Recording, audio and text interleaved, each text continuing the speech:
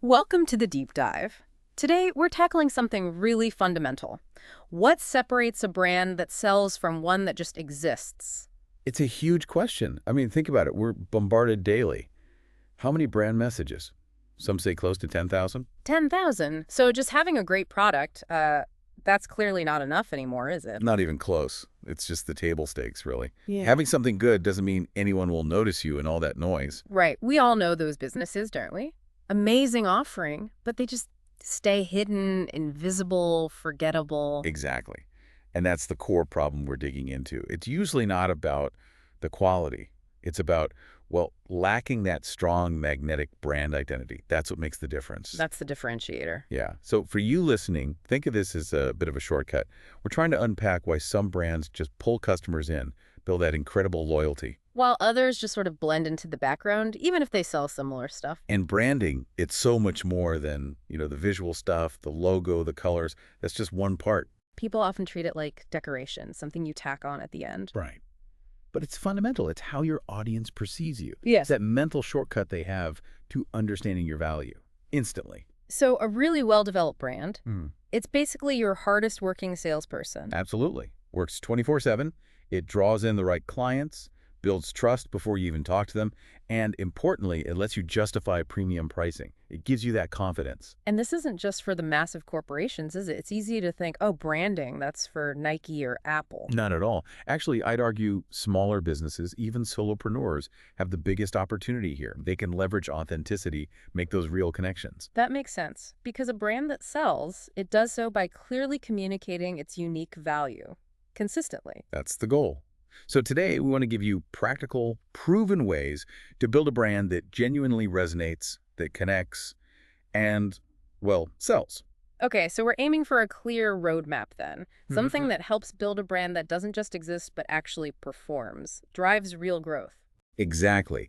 And the starting point, the absolute foundation for all of this, it has to be establishing a crystal clear brand core. You can't possibly cut through those 10,000 messages without it. No way. That core, your mission, your purpose, your values, your positioning, it's non-negotiable. It's everything. And there's data to back this up too, right? I think I saw something like 64% of consumers choose brands based on shared values. That's right. When people connect with that fundamental why behind your brand, they feel that consistency. And that consistency, that's what builds loyalty. That's what creates advocates. It's like the brand's DNA or its operating system. It influences everything else. Totally. Your visuals, your voice, where you show up, who buys from you, it all stems from that core. Right. Without it, even the slickest marketing campaign will fall flat eventually. No lasting connection. Okay, so let's break down that core. What are the essential building blocks we need to get right? There are three key pieces we'll cover first. Defining your mission and purpose, clarifying your values and personality, and crafting your unique positioning. Get these right, and everything else follows. All right, let's start with mission and purpose. Are they the same thing? Good question. Often used interchangeably, but they're distinct. Your mission is the what. It's what you do day to day. The tangible activities, the problems you solve right now. Okay, the what and purpose. Purpose is the why. Why does your business exist beyond making money? What's the bigger change you want to see in the world? The impact you're aiming for. So mission is the daily grind. Purpose is the bigger picture dream. Kind of, yeah. And when you have both clearly defined, they become powerful guides. They direct your strategy, but they also attract the right people, customers, employees who resonate with that why. They act like filters. Exactly. Yeah. So how do you define them? You need to ask some tough questions. It's like what? Start with, what specific problem do you solve? Really specific. Who benefits most directly? And think about this, what would actually disappear if your business vanished tomorrow? Ooh, that's a good one. Makes you think. It does. And then zoom out. What larger change are you contributing to? What drives you beyond the bottom line? What gets you fired up? Okay, so after reflecting on those, Try to boil it down. Draft a concise mission statement, what you do, and a separate purpose statement, why it matters. Keep it simple. No jargon. Focus on the difference you make. can you give an example? Sure. Think of graphic designer. Their mission might start as just provide design services. Pretty generic, right? Yeah, very broad. But what if they refine it to, say, designing accessible websites for small charities? Suddenly it's much clearer. It focuses their work and attracts specific clients who value that expertise. That makes a huge difference. Are there common mistakes people make here? Definitely. One is mission creep, trying to be everything to everyone, diluting your focus. Spreading yourself too thin. Exactly. Another is using vague corporate speak that sounds nice but means nothing. And a big one, if your own team can't articulate the mission simply, you've got a problem. It needs to be clear enough to guide internally and attract externally. Precisely. Specific enough to attract, clear enough to guide. Okay, mission and purpose sorted. What's next in building that core? Next up, clarifying your brand values and personality. If mission and purpose are the heart, values are the character. The character, so how the brand behaves. Exactly. Strong brands usually operate with, say, 3 to 5 core values. And these aren't just words on a poster. They should be active filters for decisions. They shape your culture. And that culture, those values, they directly influence the brand's personality, right? How it sounds, how it acts, how it makes people feel. Absolutely. The process often starts broad. Brainstorm maybe 15, 20 potential values. Then get ruthless. Whittle it down to the crucial 3-5, your non-negotiables. And everyone on the team needs to buy into these. Critically important. They need to understand them and connect with them personally, because these values show up in every interaction. But just listing values like integrity or innovation isn't enough, is it? How do you make them real? Great point. You have to translate the abstract value into observable behaviors and even content themes. Let's take an example. Value, transparency, Okay. observable behavior, sharing your pricing openly on your website, customer feeling, respected, no hidden costs. Makes sense. What about another one, like creativity? Okay, value, creativity, behavior, consistently presenting clients with multiple innovative solutions, customer feeling, they receive customized, cutting-edge work. Or accessibility. Value, accessibility, What's that? behavior, offering sliding scale payment options, customer feeling, included, valued regardless of budget. See how it connects? Yeah, it brings the value to life. And these values shape the brand voice, too. Heavily. It helps to pick maybe 3 key descriptive words for your tone, like are you bold, warm, expert, playful. That guides all communication, emails, social posts, everything. Consistency builds trust. But the key is living the values, not just stating them. Absolutely critical. Think about 2 coffee shops. Both list community as a value. Shop A hosts local events.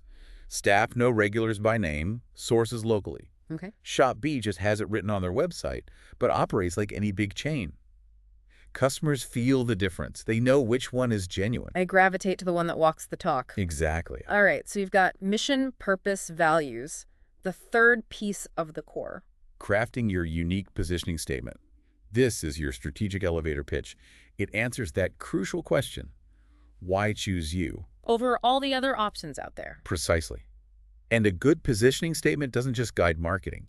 It can even guide product development. It's that foundational. Is there a template or structure people can use? Yeah, a really helpful one is, for your target audience, we are the type of offering that key benefit because core reason differentiator. Okay, for audience, we are the offering that benefit because reason forces clarity. Totally.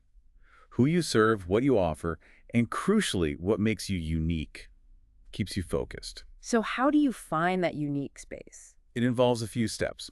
First, identify your main competitors. Second, analyze them. Who do they target? What benefits do they shout about? What's their vibe, their personality? And third, Look for the gaps. Where are the unmet needs? Which customers are being ignored? What problems aren't being solved well? That's where your opportunity lies. and you need proof, right? You can't just claim things. Absolutely. The strongest positioning statements are backed by concrete proof. Data on results, powerful customer testimonials, maybe a proprietary method or tech you use. Something tangible. Let's take that music app example again. Right. App 1 just sells songs, like many others.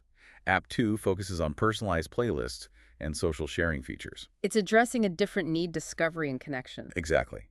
That second app found a unique position by solving a job the first app ignored. It carves out its own space. So once you have a draft positioning statement, how do you know if it's any good? Test it.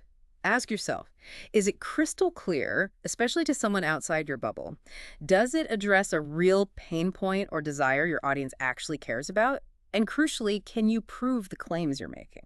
Maybe even test it on actual customers. Best way. If they get it instantly and it resonates, you're on to something.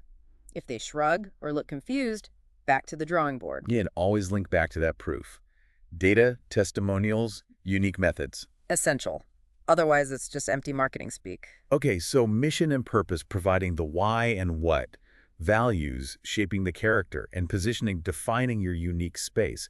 That's the magnetic brand core. That's the foundation. Mm. And next, we need to talk about how you bring that core to life so people can actually see it and hear it. Right, looking the part. Because first impressions matter hugely. Remember that cafe example? Great coffee wasn't enough. It was the visual revamp, the consistent look and feel that doubled foot traffic. And that research about first impressions forming in milliseconds, 50 milliseconds.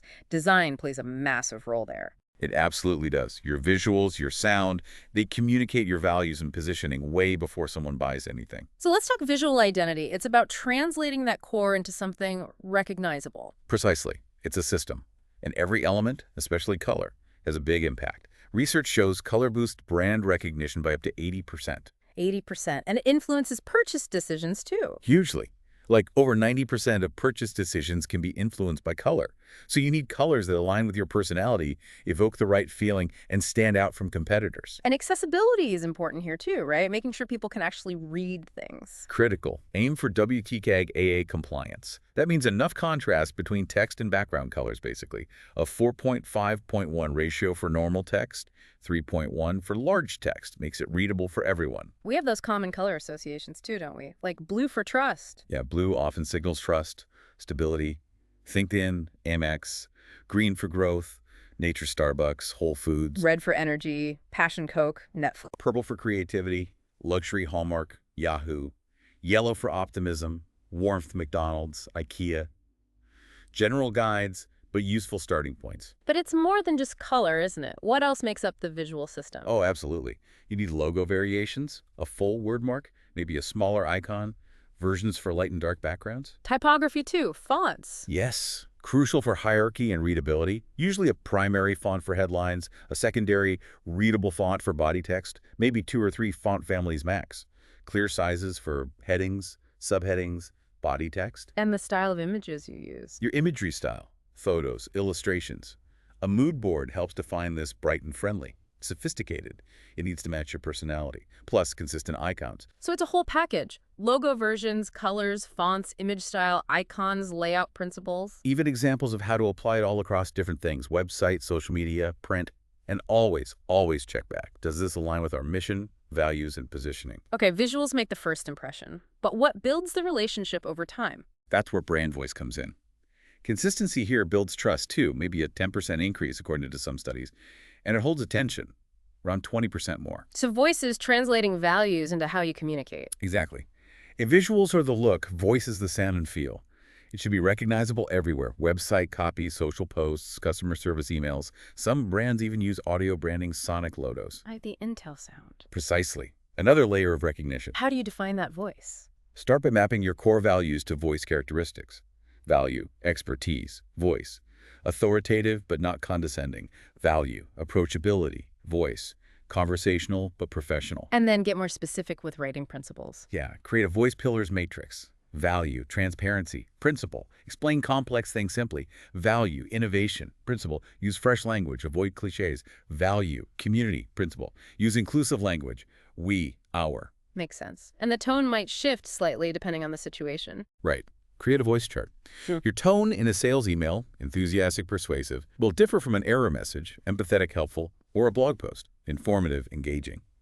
But the core personality remains consistent.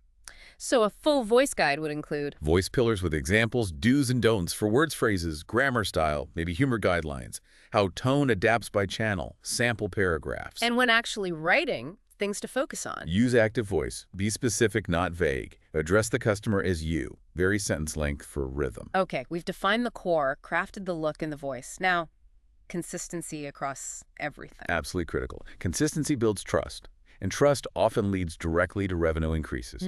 But it requires systems. Systems like what? Establish clear governance. Assign a brand steward responsible for upholding guidelines. Create a central place for all assets, logos, colors, voice guides. And schedule regular audits. Audits to catch inconsistencies. Exactly. Find where things might have drifted off-brand. That B2B software example is great. They implemented a cycle. Create, document, train, audit, update.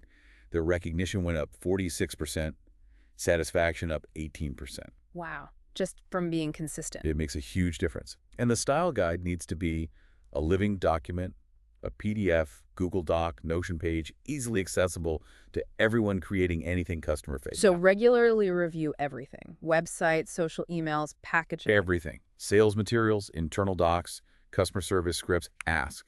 Does it align visually? Does it sound like us? Is it recognizable even without the logo? Consistency doesn't mean being totally rigid, though, right? Brands evolve. Good point. Update guidelines thoughtfully. Use version control. Maybe review quarterly. The core should remain, but allow for adaptation. So a good practical step is to document current assets and guidelines, spot inconsistencies, and maybe pick 3 things to improve right away. Perfect first step. Get a baseline and find those immediate opportunities for better alignment. Okay, so we have the core, the look, the voice, and we're keeping it consistent. Now, we need to make sure we're talking to the right people. Absolutely crucial. You can have the best brand identity in the world, but if it's not resonating with the right audience, it won't sell. Relevance is key for conversion. It's about connecting with specific needs, not trying to be everything to everyone. Exactly. That old saying, the riches are in the niches, holds so much truth. Once you have your core brand defined, you need to pinpoint who benefits most from your unique positioning.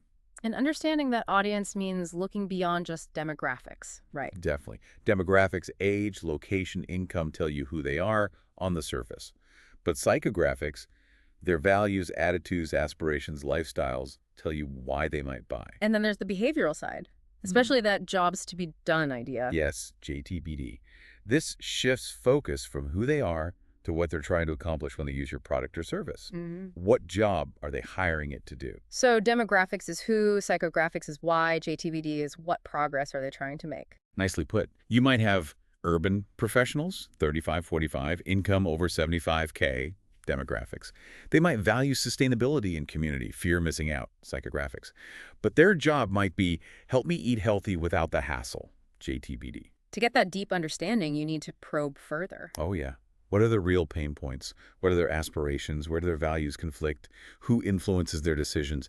It's about getting truly human insights. That fitness studio example was good. They went beyond age and gender. Right. They found different motivations. Accountability, social connection, performance tracking.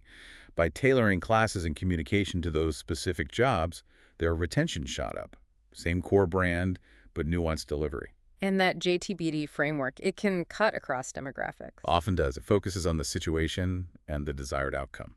The progress someone wants to make. It has functional aspects, but also emotional and social ones, feeling confident being seen a certain way. So very different people might hire the same product for the same job. Exactly. Like the student and the executive, both using a meal delivery service for the job of eating healthy without the effort. Their lives are different, but the underlying need is the same. How do you uncover these jobs? Field research. In-depth interviews focusing on why they made a choice. Social listening. What problems are they discussing online? Polls asking about the primary benefits they seek. Okay, so once you really know your audience segments and their jobs, then you tailor the message. Precisely.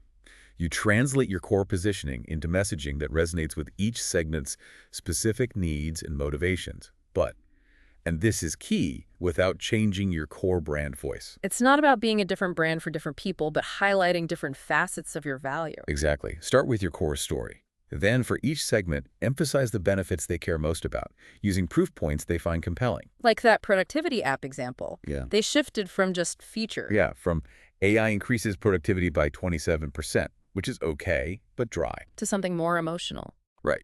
To stop feeling overwhelmed. Finish your workday by 5 p.m., even on Mondays.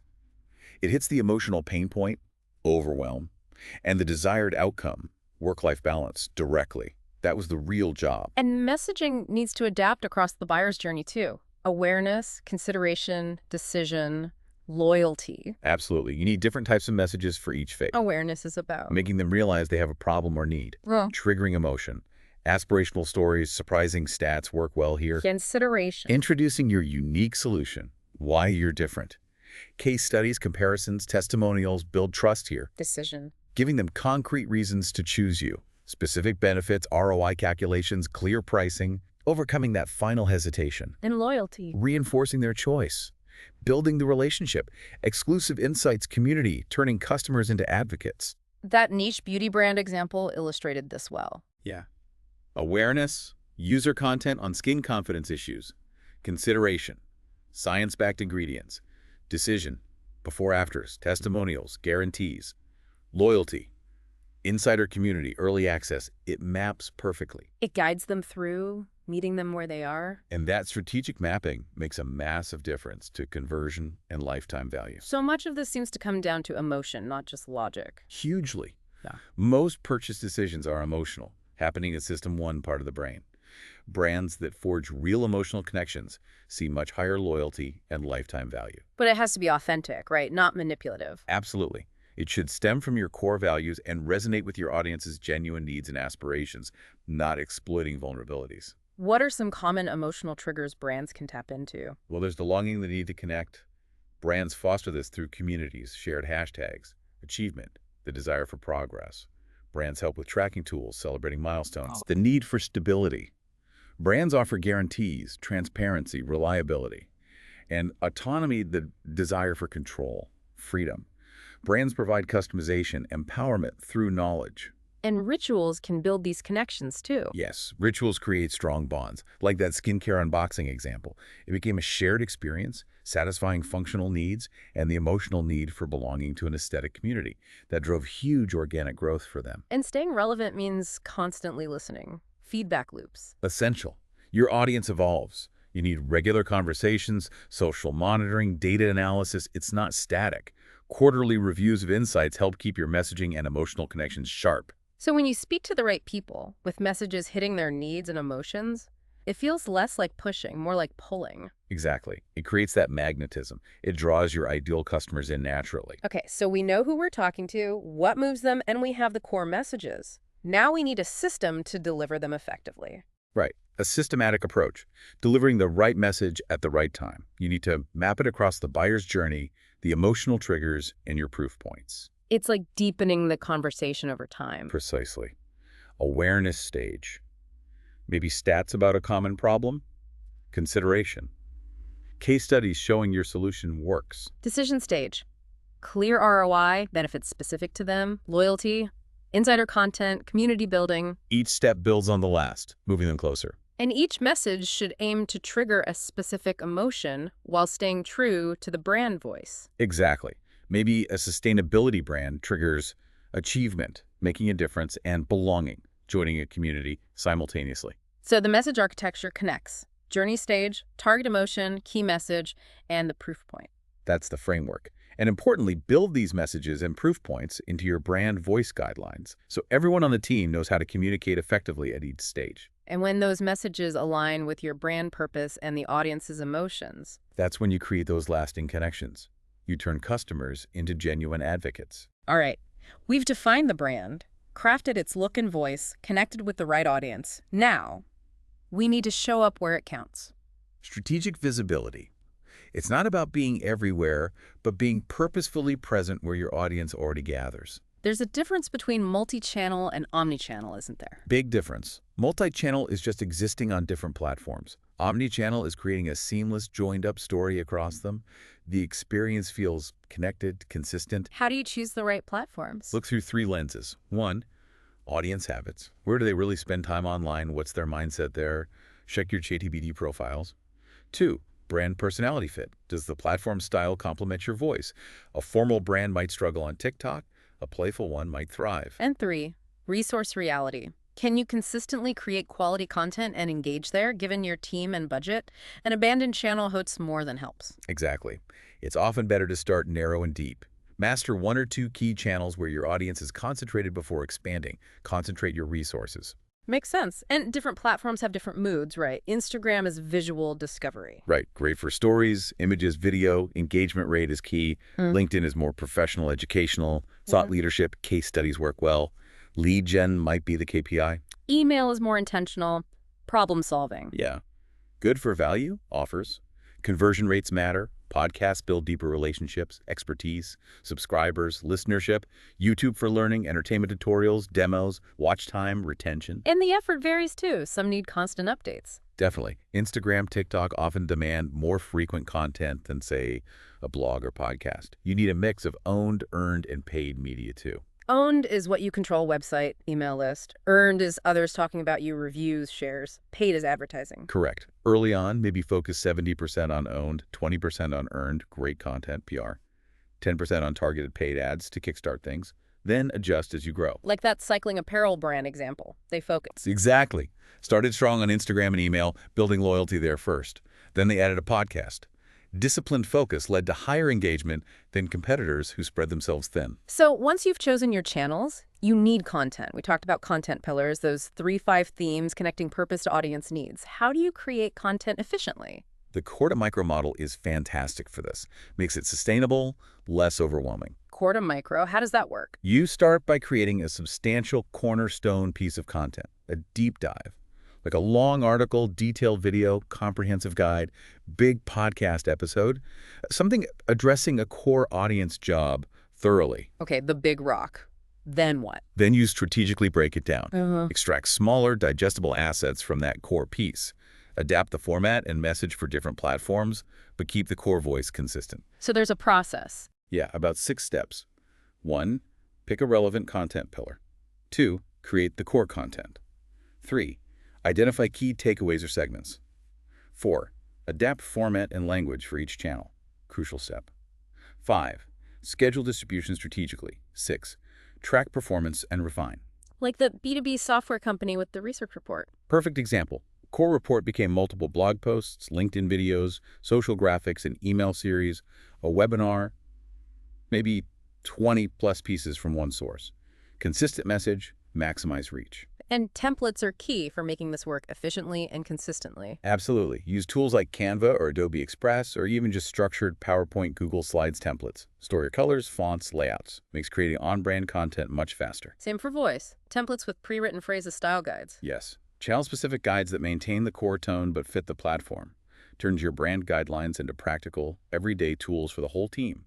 Ensures consistency. That marketing rule of 7 people need multiple exposures before acting. So consistency across channels speeds up trust building. Hugely. When someone moves from your Instagram to your email to your website, it should feel like one continuous conversation with the same brand personality, just adapted to the context, not like 3 different companies. And connecting online and offline helps too. Definitely. QR codes on packaging linking to digital content. Post-purchase emails mentioning local events. Handwritten notes with online orders suggesting a social share.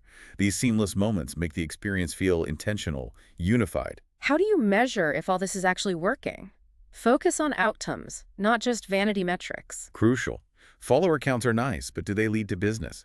Track KPIs across the funnel: awareness, reach, impressions, traffic sources, engagement, comments, shares, time spent, Conversion. email opt-ins, trial signups, actual purchases, loyalty, repeat purchase rate, referrals, user-generated content. Link channel activity to real business outcomes. So you can see which channels are actually driving results. Exactly. If Instagram drives email signups that convert, invest more there. If your podcast gets listeners but no action, maybe tweak the calls to action.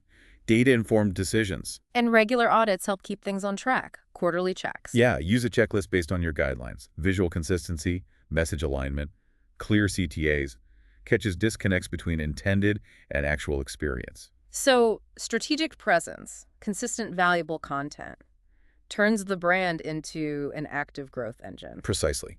You're meeting the audience where they are, solving their problems, guiding them through a seamless experience that builds recognition and deep trust. Okay, we've built the foundation, the look, the voice. We're talking to the right people in the right places.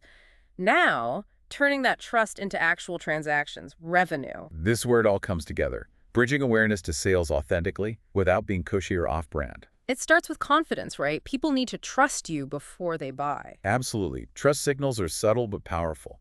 They create an environment where buying feels natural, not forced. What are some key trust builders? Authority markers help certifications, awards, press mentions. Transparency is huge. Clear pricing, honest processes. Consistency, as we've said, and social proof is incredibly powerful. Like online reviews? Yes. Most people read them.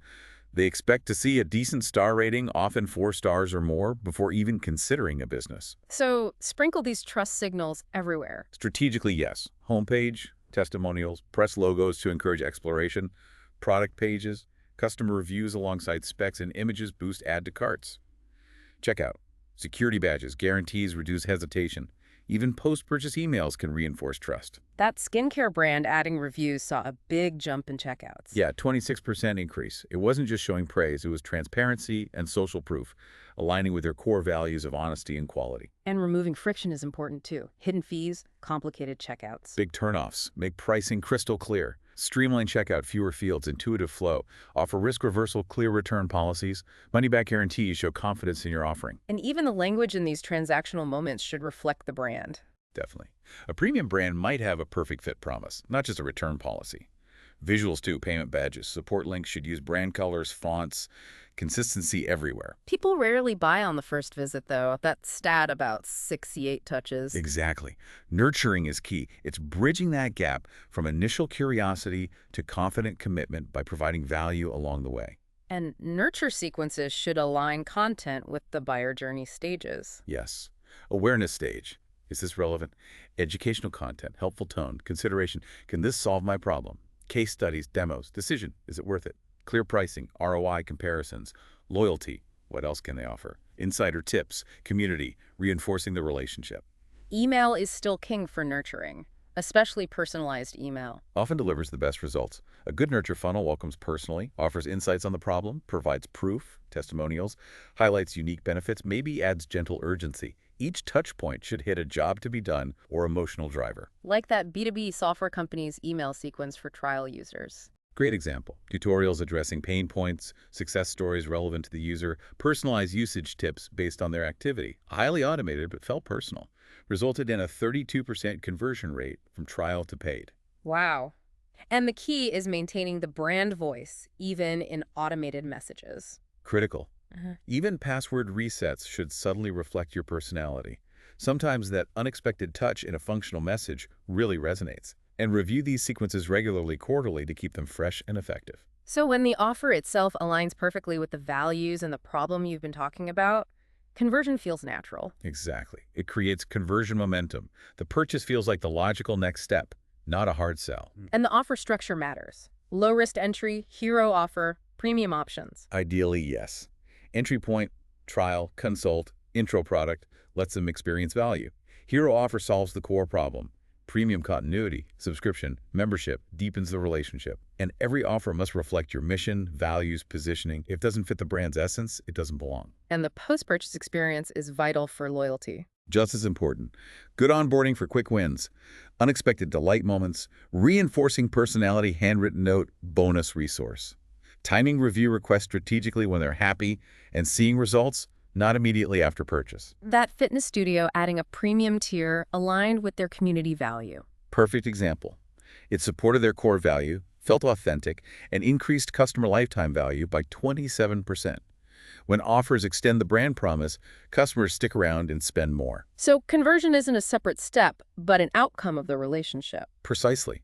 If credibility is strong, nurturing provides value, and offers align, transactions become the inevitable next step in that ongoing, mutually beneficial relationship. That story about the small soap company becoming a national brand, it wasn't just good soap, was it? Not at all. It was relentless brand consistency, actively using customer feedback, and continuous evolution. They built a brand flywheel. A flywheel, like a self-reinforcing cycle. Exactly. Where each positive action builds momentum for the next.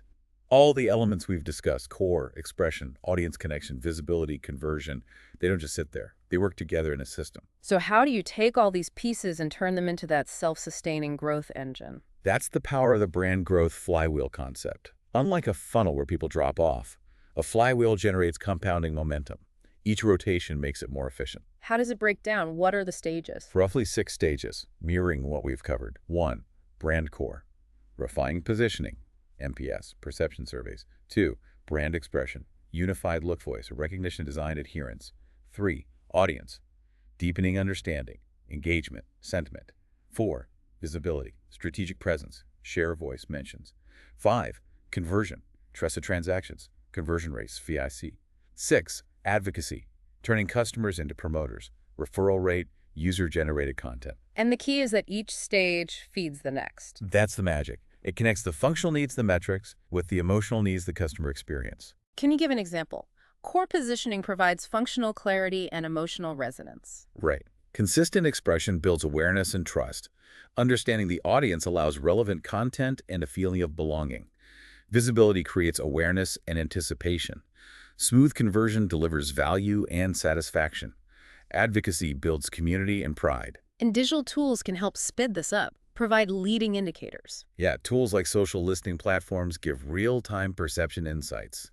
Analytics dashboards track KPIs constantly. They help you spot trends, friction points, and adjust before problems hit the bottom line. Like that coffee brand's quarterly cycle, reviewing positioning, refreshing designs, listening to baristas, analyzing data, refining ordering, running community programs. Exactly. That interconnected approach doubled their word-of-mouth referrals. Each part reinforced the others. So measuring success requires both hard data and human stories. You need both.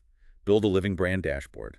Combine quantitative metrics, conversion rates, LTV, with qualitative feedback, surveys, interviews, observations, to understand the why. What are the must-track metrics for brand health? NPS, recommend likelihood, search volume interest, engagement rates, conversion rates, repeat purchase rate, customer lifetime value, LTV, share voice, review ratings, referral rate, cost per acquisition, CAC.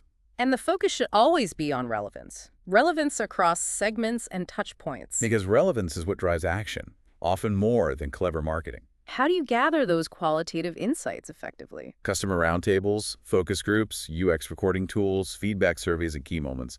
The real power comes when you combine the numbers and the stories on one dashboard. And then, crucially, have processes to turn those insights into actual improvements. Like the SaaS company that saw NPS dipping for new users. Right. Data showed a problem. Interviews revealed why the onboarding emails felt disconnected from the brand voice they initially loved. So they refreshed the emails to match the brand voice. And churn among new users dropped 17% in a quarter. Combining data and direct feedback drove a real improvement. Measuring internal team sentiment is important too. Employee NPS. Definitely. eNPS can be a leading indicator. If your team isn't aligned or enthusiastic, the external customer experience will likely suffer eventually. And brand equity score gives a long-term view. Yeah, it's holistic awareness, perceived quality, loyalty, positive associations. Tracking it over time shows if your flywheel is truly building market perception and value. So the brand isn't static, it's a living thing and needing constant nurture, especially as you scale. Absolutely. You need to embed brand thinking into the culture. Rules, processes, habits that keep everyone aligned. What are the common pitfalls when scaling? Oh, several. Shiny object syndrome, chasing trends that don't fit, inconsistent onboarding for new hires, ignoring employee feedback, copycat visuals or tactics that dilute your uniqueness, focusing only on new customers and neglecting loyal ones. And each of these hurts the flywheel. Correctly. Chasing trends confuses positioning. Bad onboarding weakens expression. Ignoring feedback creates experience gaps. Copying reduces visibility impact. Neglecting loyalty kills advocacy. Avoiding them requires deliberate effort. Even small teams can do things like quarterly brand sprints. Great idea. Review feedback, audit touch points, brainstorm improvements together, keeps everyone connected and contributing. And clear governance for approvals becomes more important as you grow. Essential. Who signs off on new designs, messages, prevents off-brand stuff slipping through. Needs clear workflows, not just static guidelines. And internal rituals help embed the brand culture. Definitely. Monthly brand wins meetings to share successes. Quarterly brand reflection days for reconnecting with purpose makes the brand a shared asset, not just marketing's job. And finally, keep experimenting. Allocate budget for trying new things. Keep the creative spark. Maybe 10–15% of budget for experiments. Test new channels, formats, approaches, but always ensure they advance the core brand story, not confuse it. Push boundaries while staying true. And then the brand becomes that complete self-sustaining growth system. That's the goal. A continuously improving engine translating identity into relationships and revenue. The flywheel, measurement, internal culture all working together. Revisit the core annually, optimize the flywheel quarterly, let the brand evolve with the business and the customers. So wrapping up, the core message really is that difference between selling and just existing comes down to that strategic, consistently applied brand foundation. That's the heart of it. It's the system underlying everything. And hopefully this deep dive has given you, the listener, a solid roadmap from defining that core identity right through to building that growth engine. We really encourage you to reflect on everything we've covered. Think about your own brand. What's the one area where focusing your effort right now could make the biggest immediate difference? And maybe a final thought to leave you with. Consider not just what your brand says, but what it consistently does. How does that consistent action across every single interaction build that almost inevitable connection with the right audience? Explore these ideas further. Think about your next step. What will it be to build a brand that truly, genuinely sells?